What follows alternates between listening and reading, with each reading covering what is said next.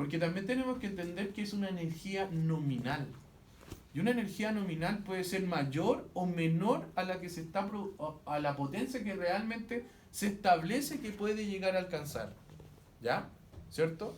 Un panel de 100 watts significa que puede llegar a generar mayor potencia si hay mayor radiación. Si hay menor radiación, menor potencia, ¿cierto?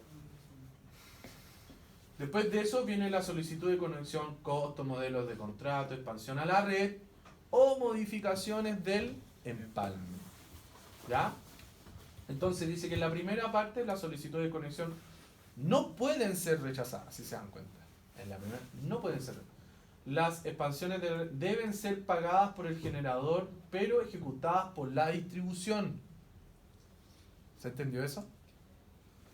La expansión de la red, si yo necesito, ahí es lo que estamos hablando, si yo necesito expandir la red, deben ser pagadas por el generador. ¿Quién es el que está generando en este caso? El cliente.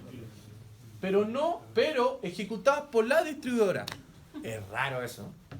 O sea, yo le pago para que la distribuidora lo haga. ¿Cierto? Y ahí es donde están los temas. ¿Qué pasa si yo, escucha, por qué no puedo tener la capacidad de negociar con un eléctrico que me pueda cobrar menos que la distribuidora? ¿Por qué me tengo que ver en la obligación de eso? ¿Ya? ¿Se entiende?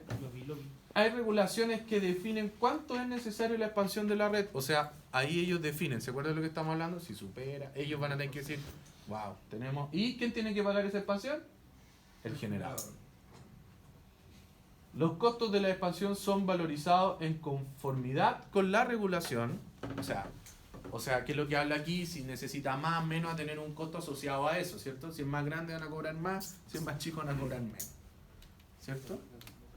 Y dice, se resuelve controversia entre la empresa exterior y cliente. Al final eso es lo que hace, como un mediador.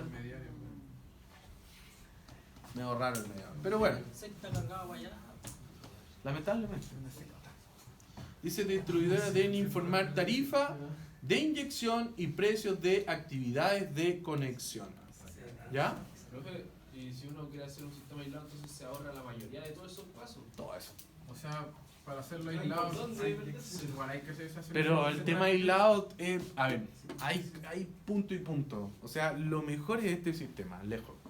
Lejos es lo mejor. ¿Por qué? O sea, sí. ¿Por qué? Por un punto, porque en realidad uno nunca es 100% sostenible. Necesita de, o sea, yo puedo calcular al 100%, yo puedo calcular, sí, al 100% energía todos los días. Pero ponele que cambio, nosotros aquí estamos sostenidos al cambio, al clima, al tiempo. Por ejemplo, en mi zona, es decir, sequía, poca lluvia, veníamos esperando la lluvia de no sé cuánto y cayó una cagada de agua que no mojó a nadie, por ejemplo. Pero en este tiempo uno espera que haya mayor radiación probablemente. ¿Y qué pasó estos días nublados? No hay. ¿Qué pasa si hubiera llovido una semana? Probablemente eso no hubiera sido capaz de abastecerse al 100%. Entonces, ¿qué pasa aquí? Necesitamos otra cosa, otro grupo electrógeno, ¿cierto? Entonces, en este caso, la energía más limpia y más constante va a ser la que nos entrega la red. ¿Ya? Ahora, ¿qué es lo que pasa? Podríamos decir, por ejemplo, híbrido, profe, y un aerogenerador. ¿Y qué pasa si no hay viento? No hay viento y sol. Pero es que hay momentos en que no se da ninguno. Por ejemplo, si yo vivo... Vamos a ver un lugar... Ya, si yo vivo aquí en esta zona, aquí no corre viento factible para aerogeneradores, por ejemplo. Lo van a aprender. Que aquí no existe viento para generación. ¿Por qué? Porque es un lugar muy rugoso, tiene una rugosidad, tiene factores de variación por edificaciones, etc. Que no es factible. Ahora, ¿qué lo decir? Un grupo electrógeno que habla de un generador diésel. Hay otro factor, y que por eso le digo, hay un factor importante, ya, podríamos hablar contaminación, precio del combustible, traslado del combustible, si es que llego a tener o no combustible necesario para generar esos 5 días de pérdida de radiación. ¿Qué pasa si vivo en un lugar aislado? ¿Qué pasa? Entonces, hay un montón de factores. El único que te daría la seguridad sería este sistema. Ahora, ¿qué pasa cuando se corta la red? Esto tampoco genera. ¿Pero qué yo tengo que ser precavido? Ahí tener un sistema de seguridad. Que yo siempre a la gente le recomiendo, ten un sistema de respaldo y seguridad. O sea, si yo voy a generar un campo de tantos paneles, compra 2 y acumula en 4 días la energía necesaria para abastecerte por 2 días. ¿Cierto? Yo creo que se trabaja con esas proyecciones cuando se trabaja en una zona. Pues. Cuando uno se proyecta, por ejemplo, a decir, ya no sé, en estos meses no va a haber mucho sol, va a haber nubes, y por eso mismo el uso ahí de está el batería. punto, ahí está el punto del estudio. Ahí va el punto del estudio del criterio. Ahora, el criterio y el estudio lo vas a tener tú. Sí. ¿Pero quién es el que elige? Pero el cliente elige bajo el criterio de uno al final porque no es conocedor del tema. Hay cliente y cliente. Por eso- Yo, por ejemplo, te digo, hay clientes que estudian este tema bastante bien, como hay clientes que no tienen idea y lo hacen por mono, o hay clientes que en realidad te dicen, esto es lo que yo necesito, hácelo bajo lo que yo necesito. Por ejemplo, van a haber compadres que te van a decir, pero ¿sabe qué? Yo no le recomiendo la batería, no importa, yo quiero baterías. ¿De cuáles no? Si vale $1.000.000 una de litio, quiero 20 de esas de litio. Me da lo mismo, yo las voy a pagar. Y te vas a topar con un cliente así. Y tú vayas a hacer la instalación. ¿Cierto? Bajo lo que él está estableciendo. Bajo su necesidad. ¿Ya? Entonces es muy distinto cuando tú, pero bajo esa necesidad tú tienes que elaborar tu proyecto, tu estudio. Y obviamente hacerle las recomendaciones de vía dentro de ese estudio que también te resguarde a ti.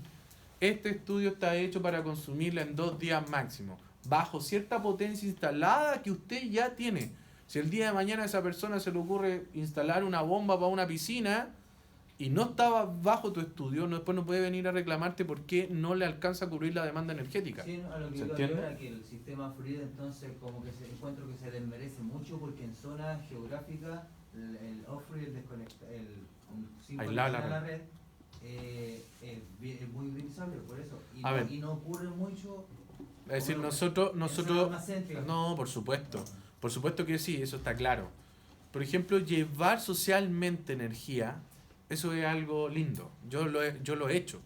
Incluso tengo un amigo mío, colega mío, que trabaja conmigo y todo, y ya está en Putre haciendo eso, instalaciones aisladas de la red. Entonces son casi 20 y tantas casas a las cuales no tienen sistema de iluminación. Hoy día pueden tener un refrigerador, pueden tener iluminación, Lo básico, etcétera. Lo básico, que es un proyecto social muy lindo, ¿cierto? Pero también ahí a donde uno le dice también a la persona, mira, no sobreexijas esta instalación, porque esto es tu consumo día. O sea, te va a alcanzar para tener el refrigerador, el cooler todo el día funcionando, iluminación a lo mejor ciertos periodos de día, o sea, ocúpala cuando sea necesaria la iluminación y probablemente una tele, una radio conectada, ¿cierto? Y En ese sería. lugar se respeta ese, ¿sabes? ¿Cierto? Porque si no, queda sin ¿Qué pasa si esa persona, claro, va a tener electricidad, pero también tiene que pensar que en 5 años probable o en 4 años probable va a tener que volver a hacer una inversión, que van a ser las baterías. Entonces, por eso es importante cuando uno hace algo, es explicarle estos conceptos de la norma, pero también del dimensionamiento e instalación que tiene. ¿Ya? Y lo que puede llegar a pasar con esto y con esto otro.